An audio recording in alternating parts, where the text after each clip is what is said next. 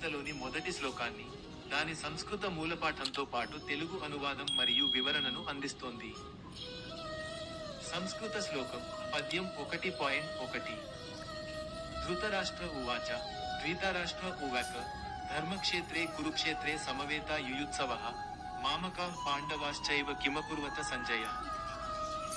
లిప్యంతరీకరణ ధర్మ క్షేత్రే కురు క్షేత్రే సమవేత యుయుత్సవః మామకాః పాండవాశ్చైవ కిం అకుర్వత సంజయ.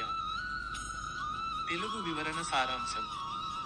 దిగువ విభాగం ఈ పద్యం యొక్క సందర్భాన్ని 5 భాగాలుగా విభజిస్తుంది. 1. సందర్భం.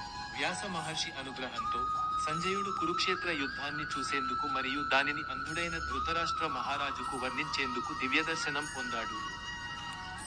2. పవిత్ర స్థలం. కురుక్షేత్రం ఒక ప్రాచీన, పవిత్ర భూమి. దీనిని ధర్మక్షేత్రం అని పిలుస్తారు. ముఖ్యంగా శ్రీకృష్ణుడు అక్కడ అర్జునుడి పక్షాన ఉండటం వల్ల దీనికి ఆ పేరు వచ్చింది. 3. ధృతరాష్ట్రుని సందేహం. తన కుమారుల విజయం గురించి అంధుడై ఆందోళన చెందుతున్న ధృతరాష్ట్రుడు సంజయుడిని ఇలా అడిగాడు: నా కుమారులు, పాండు కుమారులు యుద్ధభూమిలో ఏమి చేస్తున్నారు? 4. సంఘర్షణ. రాజు తన కుమారులు గెలవాలని కోరుకున్నాడు మరియు పాండవులతో రాజీ పడటానికి ఇష్టపడలేదు. ఆ భూమి యొక్క పవిత్రత వారిని ఎలా ప్రభావితం చేస్తుందో తెలుసుకోవడానికి అతను ఆతృతపడ్డాడు. మరియు 5. న్యాయం పట్ల భయం.